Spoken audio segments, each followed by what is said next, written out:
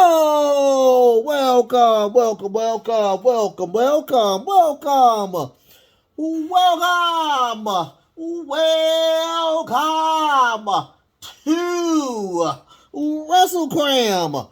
This is your boy, the host, with the most, but humble. And I do mean humble. D Nostradamus, aka Derek, and I'm here, of course, on a Wednesday to give you AEW Dynamite.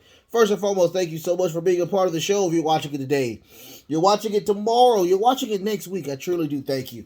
From the bottom of my heart, to the depths of my loins, I truly do thank you. Without you guys, it truly wouldn't be me. There's a reason. There's truly a reason why I say humbled at the beginning of my shows. Right now, looks like we're at the bottom of the ninth. It looks like my Astros are going to pull off this win.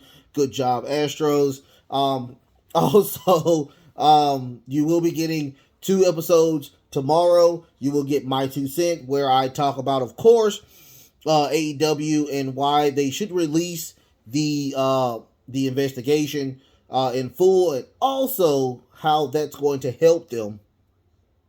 Also, you're going to get my prediction of Crown Jewel. You will get that as well. My apologies. So let's talk about, of course, AEW Dynamite. Very decent show. I enjoyed it. We're on literally the road to, of course, Full Gear, and of course the AEW Ring of Honor show as well. I think the Ring of Honor show comes up first, and then we get the Full Gear in, I think, in December. So the AEW show, I think, is at the end of November. The Ring of Honor show is at the end of November, and of course Full Gear will be at the beginning, I think, of December. I'm thinking maybe. So we are getting close to both of those pay-per-views, and they are getting really good. We're starting to get lots of fun stuff that's going to happen, of course, with those shows. So let's get crack-a-lack-a-ding-dong. So first and foremost, we got the Darby Allin and the Jay Lethal rubber match. This match, of course, was asked for Darby from Darby Allin to Jay Lethal. Jay Lethal did ask again for a rematch due to the fact that, I guess Jay Lethal was on the precipice of becoming a face, but he did not like that. Of course, he had the way it looked. Truly the way it looked like Darby Allin was trying his hardest to try to get him away from Sanjay Dutt and Satnam Singh to make him be his own person. Now remember, this guy is a multiple champion, Jay Lethal, on numerous areas. Ring of Honor, of course, Impact, and of course, New Japan in that area as well. I'm thinking in New Japan. I might be wrong, but I know in Ring of Honor and Impact that he is multiple champion.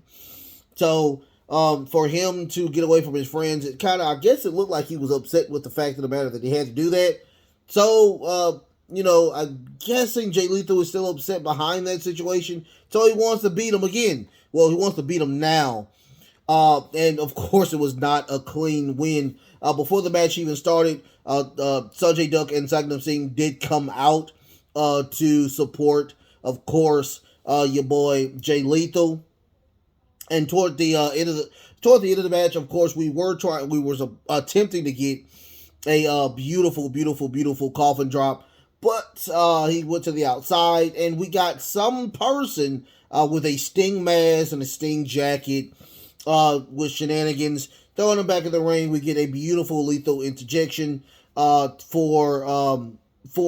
Jay Lethal to win the match. Apparently, it's a Colt Carter from the factory. Apparently, he's going to be part of that group, of his group with Sanjay Dutt and Satnam Singh and Jay Lethal. So they all start to attack Darby Allin out. Well, the Sting music starts to come up. No Sting. Absolutely no Sting, but we do get Slapnuts himself. Jeff Jarrett comes out from behind to attack Darby Allin with a beautiful El Kabong on the top of Darby Allin's head, knocking him out, of course. And oh god, it was blood. That's one thing about Darby. Darby loves to bleed, and it's not the good bleed. It's not it's not the bleed what you see with John Moxley. It's always a nasty bleed when it comes to Darby Allin. Um, so Jeff Jarrett gets on the mic and he starts to destroy not only commentary, he destroys management, he destroys the AEW fans as well. And he says that the Jarretts has been in the wrestling business since 1946, over 75 years. Before he completely leaves this company, he has 4 body bags that he wants to take care of. So he did. After that, they did leave. We got the MJF and the Firm breakup video package of them. Of course, MJF firing the Firm and the Firm lashing back and attacking MJF. No MJF today this go around. Okay, they gave him the day off today. That was pretty cool. After that, John Moxley had a promo just giving praise to, of course, Lee Moriarty. And he was saying that the reason why that they denied him from joining the crew was they still needed other people to actually fight. So, and of course he said that he wasn't aggressive enough. He wasn't passionate about the actual fight itself. So that's one of the reasons why they denied him as well. But he does say that he's a huge fan of Lee Moriarty. But he does say he wants him to bring everything, all the anger, the hate that he has for not joining the club into the ring today so they can have a really great fight. So after that, we do get that match. Well, before we got that match, I think they went to commercial and then we came back. Or before we went to commercial, we got another montage of them doing the Thanos snap of the Elite winning the trios titles from Death Triangle. Again, I don't care or whatnot. They are getting good views without the Elite and without CM Punk. I mean, I'm just being completely honest with you. It's just, all I can say is that, it's just cringe. And I myself being just a casual fan, I wouldn't say a casual, I am a casual fan because I'm not going into the dirt sheets like a lot of other people are. Shout out to everybody else who does do that. But they're doing great without them. Now, the comeback for the Elite coming back will probably be really, really good. I can't be mad at them for doing that. But, let's go ahead and pull the Band-Aid off. You know that you chose the Elite over CM Punk, which was probably a smart move. Kind of. I don't know. But anyway, after that, we get the Lee Moriarty versus John Moxley match. Pretty typical John Moxley match with a little twist because, of course, Lee Moriarty is really good when it comes to striking. He's a hardcore striker. And John Moxley is more of a grappler. He's more of a submission technician. But it did get to where John did get the juju the arm bar. It was an arm bar to make Lee Moriarty tap, and out comes Ethan Page, giving John Moxley a huge big foot to the face. And of course they did announce last week that Ethan Page will be a part of that tournament to crown a number one contender after Full Gear. I really like Ethan Page. If you know anything about Ethan Page, he is throughout a lot of federations a decorated individual when it comes to belts. So I like Ethan Page. Hopefully we can see what happens after that. After that, we get a Renee Paquette. It was supposed to be a sit down with, of course, Shariah and Dr. Britt Baker, DMD. That did not happen. It was just a intimate conversation between Paquette and Shariah, and she talks about what was the reason why you came to AEW, and she said it was she kept it real. She's like, "Hey, this is a new organization." My apologies, a new organization, and she was enjoying everything that she was seeing on the other side of the fence. And as soon as that contract was over with, she wanted to see what was on that side of the fence. So she did that. She also gave her credentials. She's been inside and outside the ring for over 30 years. And she wants to get a piece of Dr. Britt Baker. But Renee did give a very, very, very, very great question to Soraya. And she does ask the very most important question. Are you able to compete? Are you cleared to compete? Soraya did say, I was going to announce it, but I have one more doctor to talk to make sure that I am completely clear. Smart move, very smart move, and I want to see exactly if she is cleared. The way it looks, apparently she is cleared. So, hands crossed, let's see what happens, because they truly need star power when it comes to the women's division. After that, we have a showing of Lamar Jackson. Lamar Jackson, I'm a Steelers fan, so boo. He's in our division, but he is a great quarterback, hands down. An ex-MVP, might be an MVP this year as well. The guy is on fire this year. Great job to them showing Lamar Jackson as well. So we did get a promo with William Regal where he talks about Full Gear and the champion and the contender for that champion, MJF. He says MJF needs to bring every single thing onto the table to beat Jon Moxley at Full Gear. We are expecting a really good fight. After that, we get the acclaimed birthday celebration of Billy. And they it's just, oh god, it was crazy. So he talks about Sneaky Swerve damaging Billy Gunn's fingers, so he does not have access to the scissoring. So they said, so also they give a scissoring to the cameraman right there in the ring. That was pretty funny. So they gave him 4 individual gifts. The first gift that they gave was on, of course, you can buy it as well on Shop AEW. It was some foam scissor hands that you can do. Also, they went to the audience, and one of the young little babies gave Billy their scissoring little toy, not toy, but their scissoring poster with a birthday hat on it. Thought that was pretty cute. Also, they gave Billy a trophy saying best dad, world's greatest dad on it. Really nice looking trophy. They're also said that, since you didn't go to the DX reunion, they didn't say DX, but they said since you couldn't go to the DX reunion, they have one more gift, and that gift was a certificate of adoption. They were going to be Billy's new children.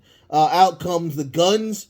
The Guns are upset because they are actually his legitimate children, and he's saying that we lose our invites. So they said we have our own gift for you. W. Morrissey comes out.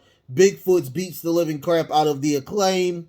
They get into the ring. All 3 of them are attacking Billy. And of course, the Acclaim. Out comes FTR. FTR comes out, clears the ring. It looks like we will have a FTR versus Guns match at Full Gear as well. Britt Baker does a promo with Tony Schiavone. She says, I do interviews whenever I feel like it on my terms, not on anybody else's terms. So apparently she was trying to do a shot, not at Soraya, but it looks like Renee Paquette or whatnot. So she says, I've been a victim. I've been a victim of conspiracies for a long time. I just want to wrestle. That's all she wants to do.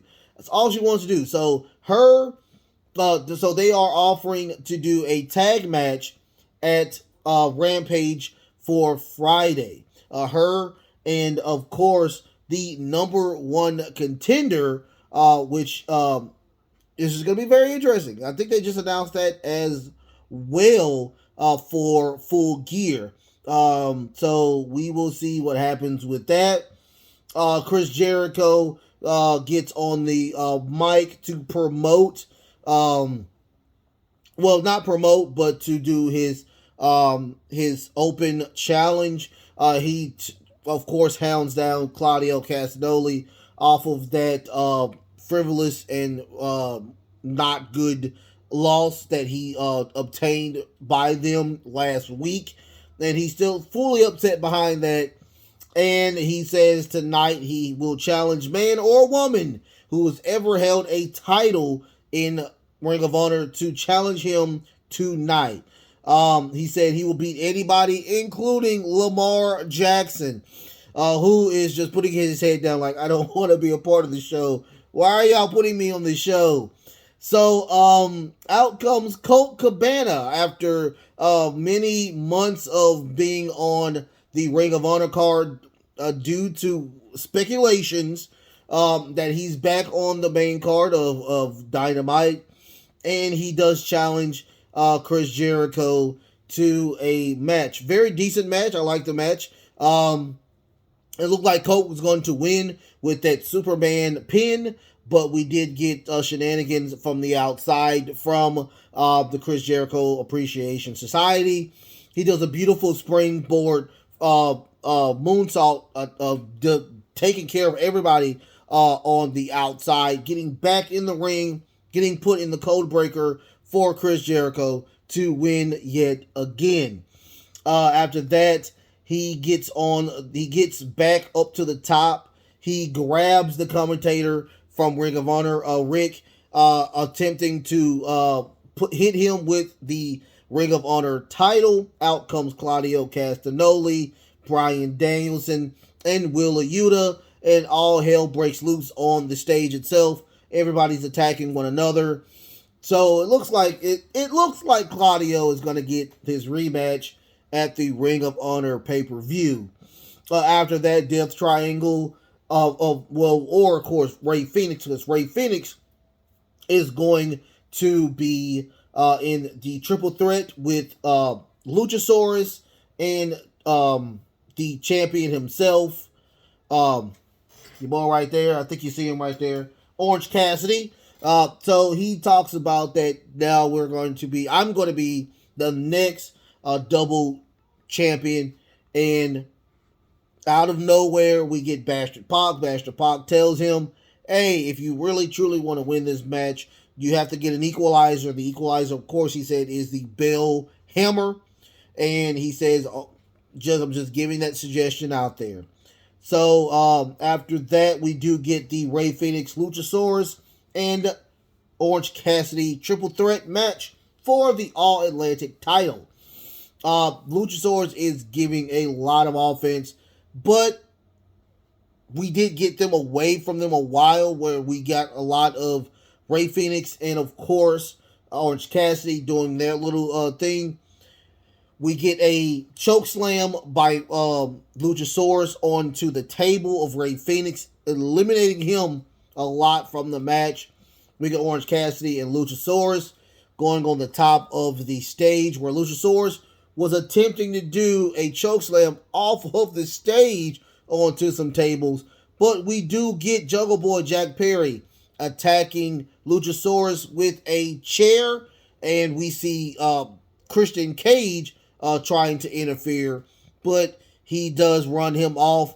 We get Jungle Boy running back into the scene and doing a crossbody onto Luchasaurus off of the stage onto all of the tables. eliminating pretty much Luchasaurus from the match altogether. Now we just have, of course, Orange Cassidy and Rey Fenix. Bastard Pac comes back, gives him the equalizer, which is that hammer. Rey Fenix declines the hammer. We get a orange punch and retain. Orange Cassidy does retain the title. So apparently we have some type of sneakiness in the depths of Death Triangle. I thought it was pretty good. I thought it was very interesting. I enjoyed it. After that, we get a backstage video package. Well, not a video package, but a promo with Rick Ross and Swerve Strickland. Rick Ross is just saying that Swerve is going to be one of the hottest rappers of all time. And Rick Ross is saying we're going to keep it positive. Full of positivity.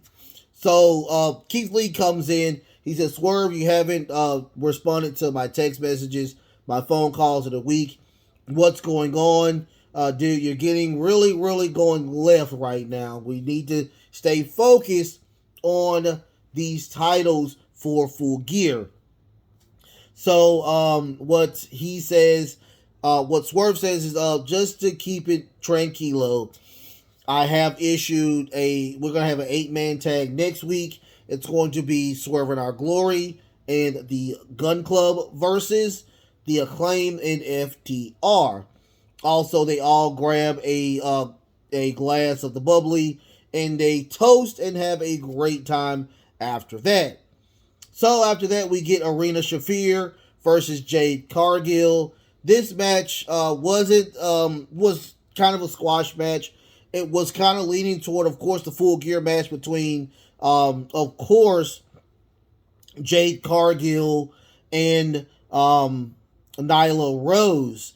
Nyla Rose and, of course, Vicky Guerrero come out to be the commentators of this match, just interfering with a lot of the craziness that was going on with them stealing that title almost a month ago from Jade Cargill, and they, just portray themselves as the new TBS champion. This will be, I think, win 42 for her, or 41. She nearly gets counted out for her trying to go to the top of the stage to get her title, but that does not happen. We get a beautiful, beautiful scissor kick by Jade, also with a jaded for her to retain the title and her winning streak as well. We do get Karen Hogan in the back attempting to grab the belt from Nyla Rose, but Nyla Rose does intercept, attacking her, knocking her out, and Jade does not have her title. Apparently that, I guess, Bow Wow was shooting his shot at Jade, and she declined. I thought that Jade Cargill was married. I may be wrong, but I thought she was married. So he shot his shot, she declined. I mean, Jade Cargill is like, what, 5'11", 6'1"? She's on Amazon, for crying out loud. I love tall women. I'm a short person myself, but I love Jade Cargill. I think she's very beautiful and chiseled from stone. If you see how she looks, she's just chiseled from stone. But I mean, hey, I can't be mad at I can't be mad at Bow Wow for shooting the shot. I can't be mad at him for that. So after that, we get Toni Storm and Jamie Hayter, who is the number one contender, and it is official that Jamie Hayter is the number one contender for that title and will face Toni Storm for the interim women's title. They just had a video montage of them being friends at one time, and now since she's friends with Britt Baker, she can no longer be friends with Toni Storm, which I was like, okay. But anyway, after that we get the main event, which was Samoa Joe versus Brian Cage. It was a house match. I really wasn't feeling the match to the point where it's like I knew Samoa Joe was going to win. I don't see Brian Cage winning as of right now, and the Embassy being as big as a threat. So I do see that, and on top of that, it's weird because you have the world title being on the mid card, and you have the television title mainlining the show, which is very weird and very cold for something like that. Because I don't understand why they had the television title, which is a mid card title, a main line. Of course, you have Samoa. I love Samoa Joe. I think he's a really great wrestler. I think he's a really great actor as well. But it's just I don't like how they did the card today. No disrespect. It was just the card wasn't to the point where I think Chris should have been the main event. But at the very end, Samoa did win with the Coquina Clutch. Of course, tapping out Cage, and out comes the Embassy to attack Samoa Joe. But we do get Wardlow coming out looking really nice, suave, Ricky Suave, coming out with his title to clear the ring. But behind him is Powerhouse Hobbs, who does that beautiful spine buster and grabs that belt again. He wants a title shot for that. He wants a title shot at Full Gear. I guarantee that match will be at Full Gear as well. All in all, really great show. I like that they are literally bringing more women segments and matches into the show. But here's the thing. Let's talk about it. I just want to talk about it just for a few seconds. This is the reason why we need a Ring of Honor show. No disrespect. No disrespect at all to anybody that is Ring of Honor. But the reason why we need a Ring of Honor show is that you have a roster that is AEW, and you're not showing AEW stars. So if you have a Ring of Honor show, that will allow those people to clear up a ton of space to put in more people, men and women, that are on the card. It is not a lot of belts in AEW. They are talking about there's a lot of belts in AEW. No, there's not a lot of belts in AEW. There are a lot of Ring of Honor belts that's clogging up everything else. So if you put them in a show by themselves, eliminating all of those people off of that show, I think you'll have a way better product when it comes to AEW. I enjoy Ring of Honor. I promise you, if they make a Ring of Honor show, I will watch it. I will review it. Hands down. I promise you, everybody on YouTube will do a Ring of Honor review. So go ahead, Discovery, and get this taken care of. Get it taken care of. I promise you. Not only me, because I'm not getting that many views right now. Right now, I'm claiming it. We're gonna get there. We're gonna get to monetization eventually. But I promise you that all the big wigs will review Ring of Honor. I do love y'all so much. Like, share, and subscribe as well. Once again, tomorrow you will get my prediction show for Crown Royal. And, of course, you will get my 2 cents as well. The best is truly yet to come, you guys. The best is truly yet to come. Until next time. Love, peace, and of course, wrestling.